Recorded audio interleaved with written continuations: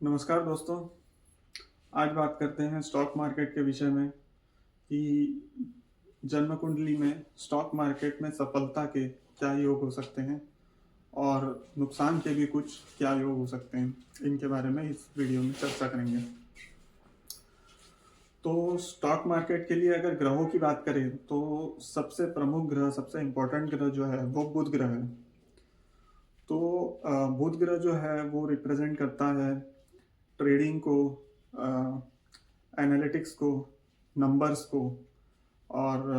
मतलब जो आप स्टॉक मार्केट में करेंगे कि एनालाइज करेंगे, डेटा फैक्ट्स फिगर्स को एनालाइज करेंगे, उसमें कुछ नंबर गेम भी रहेगी।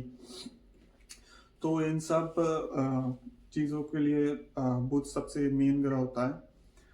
अगर बुध के अलावा बात करें तो इसमें गुरु ग्रह, जो कि विजडम को रिप्रेजेंट करता है, wisdom, finance and long term wealth creation और धन संचयन की जो बात करता है। तो गुरु ग्रह विजडम, विजडम से अपना मतलब क्या है कि आपके पास बहुत सारे डेटा पॉइंट्स आएंगे, लेकिन उन डेटा पॉइंट से आपको डिसीजन क्या लेना है, मतलब किसी शेयर को बाय करना है, होल्ड करना है, सेल करना है, ये आपका फाइनल डिसीजन होता है उन सब डेटा पॉइंट्स को एनालाइज करके। तो उसमें वो डिसीजन कितने सही पड़ेंगे, उसके लिए आप जुपिटर की डिग्निटी देख सकते हैं अपने बर्थ चार्ट में। उससे आगे बात करें तो मंगल ग्रह जो है वो आपके गट्स को, हिम्मत को रिप्रेजेंट करता है कि अगर आपने डिसाइड किया है कि पूरा एनालाइज करके अगर आपने डिसाइड किया है कि अगर किसी शेयर में फॉर एग्जांपल अगर आपको 50,000 लगाने, तो जब वो उस भाव पे आता है या जब आपको लगता है कि ले लेना चाहिए, तब आप वो 50,000 की बाइंग कर पाते हो क्या? वो हिम्मत रहती है क्या आप में? क्योंकि मार्केट जो है वो करेज का भी खेल है। तो अगर मंगल अच्छा होगा, अच्छी डिग्निटी में होगा, तो आपकी हिम्मत रहेगी उस समय। उसके बाद बात करें अगर तो शनि ग्रह, तो शनि जो है वो डिसिप्लिन को रिप्रेजेंट करता है। जैसे इवन अगर mutual fund S I Ps ना हो, अगर आप खुद भी अपनी तरफ से एक सर्टन अमाउंट एवरी मंथ लगाते हैं, तो अगर आप बहुत लंबे समय तक के अगर आप लगाते हैं और डटे रहते हैं, काम बाजार में डटे रहते हैं बहुत लंबे समय तक के, तो अगर शनि ग्रह आपकी पत्रिका में अच्छा होगा तो ही ये होगा जनरली। और अगर अच्छा होगा तो आपको इसके गेन्स भी बहुत अच्छे होंगे इन द लॉन्ग टर्म, क्योंकि शनि ग्रह जो है वो इंस्टेंट गेन्स नहीं देता है, वो लंबे समय के बाद ही गेन्स देता है, पेशेंस टेस्ट करने के बाद में। इसके बाद अगर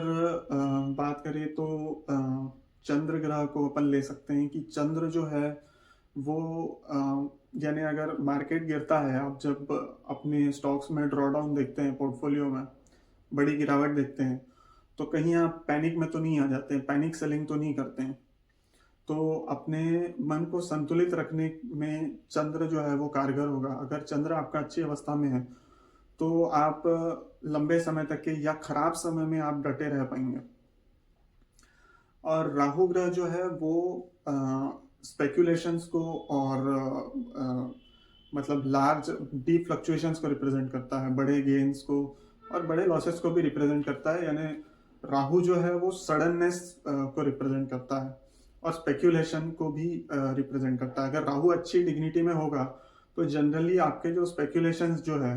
क्योंकि मार्केट एक आकलन ही है आखिर में, मतलब सर्टेनिटी उसमें कुछ भी नहीं है,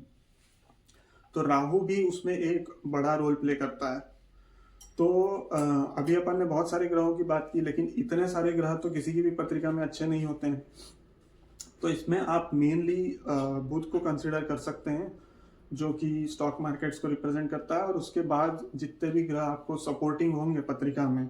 वो आपके लिए एड ऑन है और अच्छी बात है। अगर इसके साथ में अगर अपन स्थानों की बात करें तो speculations, stock market, commodity market, bitcoin और ये सबको रिप्रेजेंट करने वाला जो होता है वो पंचम स्थान होता है। तो उसके लिए फिफ्थ हाउस है। उसके बाद अगर इच्छा पूर्ति की बात हो, गेन्स की बात हो, तो उसके लिए 11th हाउस है, धन संचयन, wealth accumulation, long term wealth creation या नेटवर्थ, टोटल एसेट्स, इसके लिए जो है वो सेकेंड हाउस होता है। और अष्टम स्थान जो है वो बड़े गेन्स या बड़े लॉसेस को रिप्रेजेंट करता है, डीप फ्लक्चुएशंस को रिप्रेजेंट करता है, मतलब किसी भी चीज़ की इनॉर्मिटी, या तो बहुत बड़ा या तो बिल्कुल बर्बाद, इसको अष्टम स्थान रिप्रेजेंट करता है। तो जब ये दो धारी तलवार है तो ये किस तरीके से काम करेगा, मतलब अगर आपकी पत्रिका में अष्टम स्थान और अष्टमेश की डिग्निटी बहुत अच्छी है तो आपको फायदा मिलेगा, अन्यथा नुकसान भी हो सकता है। तो इन चार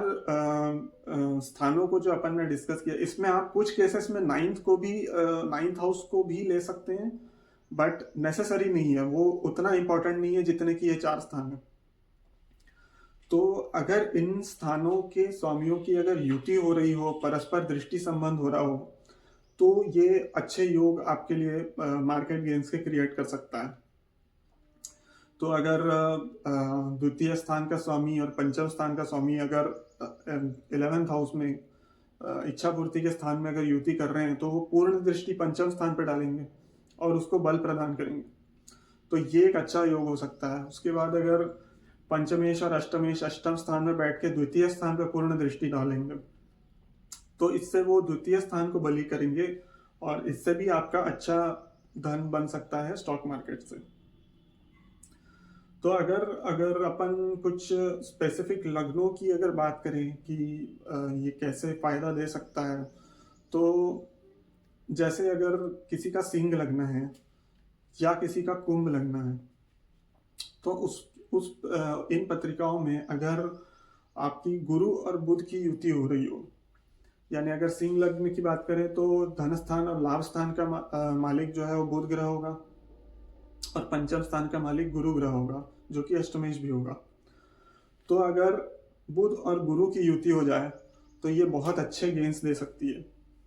और वो भी अगर मतलब यूँ तो ये कहीं भी हो जाए तो भी गेन्स आपको मिल ही सकते हैं, लेकिन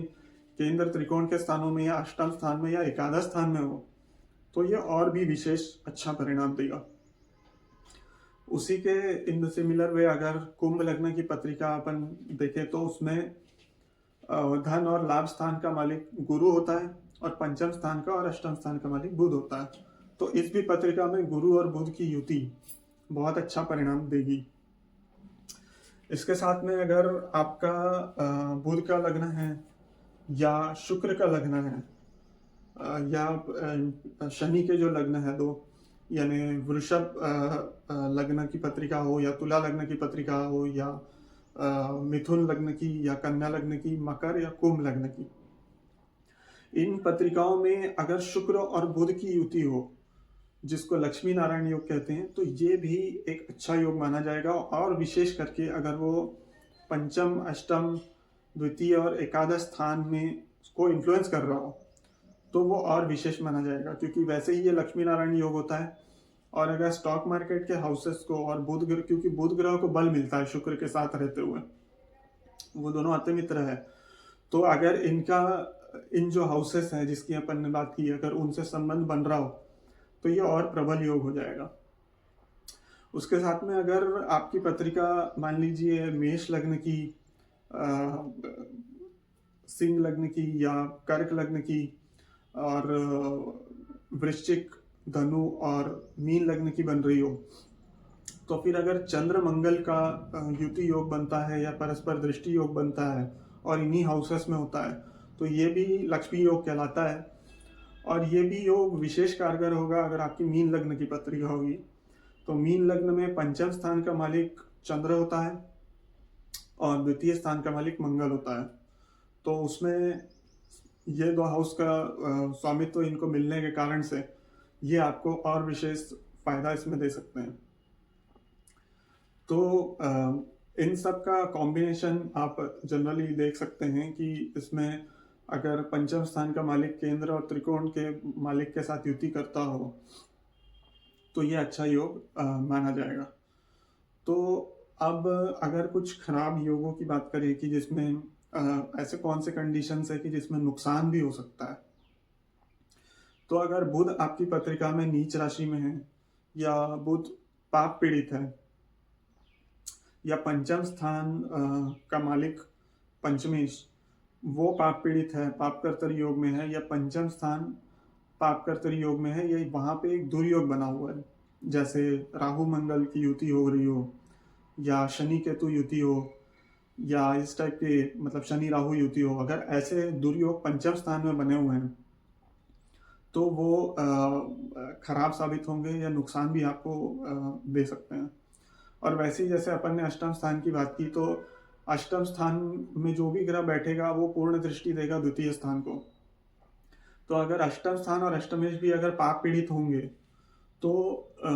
वो भी आपको लॉसेस दे सकते हैं, क्योंकि अष्टम स्थान में एक सडननेस होती है,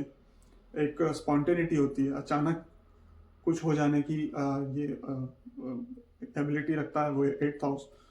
तो उसमें अगर कोई दुर्योग आ रहा होगा तो वो भी आपके वो भी अगर पंचमेश इन्वॉल्व होगा उसमें, या उसमें से आप अगर आप स्टॉक मार्केट में इन्वॉल्व होंगे तो वो आपको बड़े लॉसेस भी दे सकता है। और अगर केतु पंचम स्थान में है अगर आपका अकेला, तो इसमें भी आपको कुछ ना कुछ स्टॉक मार्केट में एटलीस्ट इनिशियल लेवल पे तो भी नुकसान देखने को मिल सकते हैं, क्योंकि केतु जो है वो मोक्ष कारक होता है, वो आपको गेन्स देने वाला, वो देने वाला ग्रह होता ही नहीं है। तो इसलिए ये ऐसे कुछ योग हैं जो आपके लिए अवॉइड हो सकते हैं। और इसको आप नवमांश कुंडली या चंद्र कुंडली में भी इसको आप वेरीफाई कर सकते हैं कि अगर ये योग अगर आपके नवमांश में या चंद्र कुंडली में भी बन रहे हो तो उसकी पॉजिटिव इम्पैक्ट देने की एबिलिटी और भी बढ़ जाती है। तो दोस्तों आज के लिए बस इतना ही।